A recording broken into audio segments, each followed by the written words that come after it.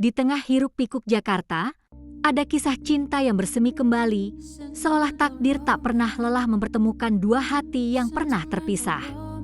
Siapkah Anda menyelami romansa yang terjalin di antara ambisi dan kenangan? Kiana menatap layar laptopnya, pantulan cahaya biru memudar di matanya yang lelah namun penuh gairah.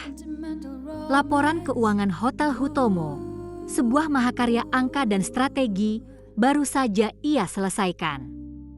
Di luar jendela besar ruangannya, lampu-lampu kota Jakarta berkelip, membentuk permadani bintang di bawah langit malam. Sebuah pemandangan yang dulu ia rindukan, kini menjadi saksi bisu keputusannya. Pikirannya masih berputar, mencoba mencerna kenyataan pahit sekaligus manis ini. Ia, Kiana Paramita, seorang konsultan keuangan yang sukses di New York, telah meninggalkan gemerlap Wall Street.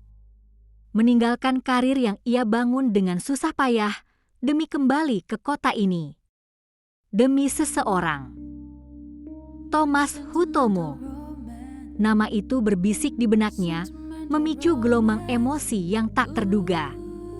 CEO muda yang tampak tenang, namun menyimpan misteri yang memikat. Pria yang pernah hanya menjadi kenangan remaja, kini adalah sosok berpengaruh di dunia korporat. Pemilik jaringan hotel mewah yang sedang bersiap melantai di bursa saham. Namun, yang membuat hati Kiana kacau balau bukanlah sekadar proyek IPO raksasa ini. Bukan pula tantangan profesional yang menggiurkan. Tapi dia, Thomas. Dulu, mereka hanya teman SMA. Thomas, anak baru yang pendiam, dengan tatapan mata yang dalam dan senyum tipis yang jarang terlihat. Kiana, siswi berprestasi yang ceria, selalu menjadi pusat perhatian. Ada sesuatu yang tak terucap di antara mereka. Sebuah benang tak kasat mata yang mengikat dua jiwa yang berbeda. Namun, waktu dan keadaan memisahkan mereka. Tanpa kabar, tanpa salam perpisahan yang layak. Hanya keheningan yang menyakitkan. Kini, setelah bertahun-tahun berlalu, Thomas justru muncul kembali. Menawarkan pekerjaan dengan kalimat yang membuat jantung Kiana berdebar tak karuan.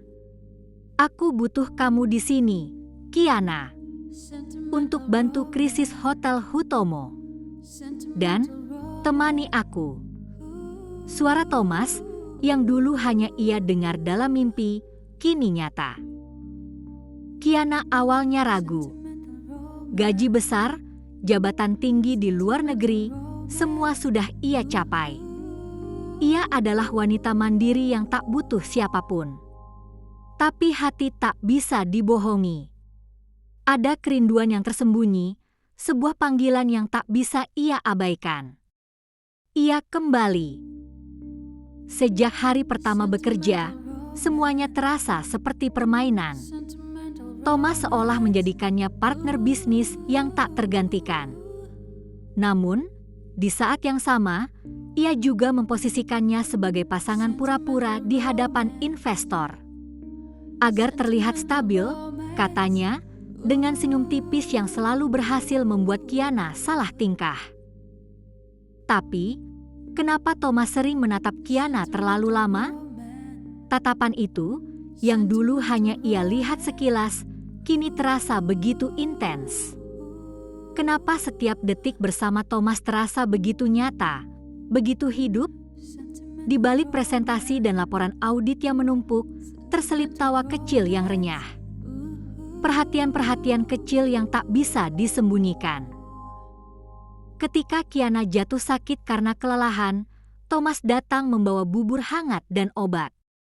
Tangannya menyentuh dahi Kiana, memeriksa suhu tubuhnya dengan sentuhan yang lembut dan penuh kekhawatiran. Saat investor besar tiba-tiba membatalkan janji, Thomas yang paling khawatir, namun tatapannya selalu mencari Kiana, seolah hanya kehadirannya yang bisa menenangkan badai. Malam-malam lembur menjadi saksi bisu kedekatan mereka. Di lounge hotel yang sepi, hanya ditemani suara gemuruh kota dan dentingan es di gelas. Kiana memberanikan diri bertanya, suaranya bergetar. Apa ini hanya akting, Thomas? Kita ini pura-pura, kan? Thomas menatapnya. Lama. Dalam. Tatapan itu menembus relung hati Kiana, seolah membaca setiap rahasia yang ia simpan. Lalu, Thomas menjawab pelan, suaranya serak, penuh emosi yang tertahan. Mungkin awalnya iya, Kiana. Aku akui, aku mencari alasan agar kau kembali. Tapi aku tak bisa lagi pura-pura. Karena sejak dulu, aku memang mencintaimu. Kiana terdiam. Dunia seolah berhenti berputar. Hatinya bergetar hebat, seperti sayap kupu-kupu yang baru saja terbebas dari kepompong. Ia tak pernah tahu bahwa perasaan remaja mereka dulu tak pernah padam. Bahwa Thomas, yang tampak tenang dan dingin itu, selama ini menyimpan rindu yang tak sempat terucap. Ternyata, Thomas sudah lama menyusun semuanya. Mulai dari mengakuisisi hotel tempat mereka pernah membuat kenangan indah, sampai menciptakan alasan profesional yang sempurna agar Kiana kembali ke sisinya. Bukan karena ego, bukan karena ingin menguasai, tapi karena takut kehilangan sekali lagi. Takut takdir kembali memisahkan mereka. Aku tahu ini semua rumit, Kiana. Aku tahu aku egois. Tapi jika kau bersedia, bukan cuma hotel ini yang akan kita bangun bersama. Bukan cuma mimpi profesional yang akan kita raih. Tapi hidup kita juga. Masa depan kita. Dan malam itu, bukan hanya kota Jakarta yang bersinar terang, tapi juga harapan di hati dua insan yang dipertemukan kembali oleh takdir. Dalam diam, cinta masa lalu itu kembali bersemi. Kali ini, bukan untuk disia-siakan. Bukan untuk dibiarkan berlalu begitu saja. Sebuah akhir yang bukan hanya bahagia, tapi penuh janji. Janji untuk membangun kembali bersama. Kisah Kiana dan Thomas baru saja dimulai.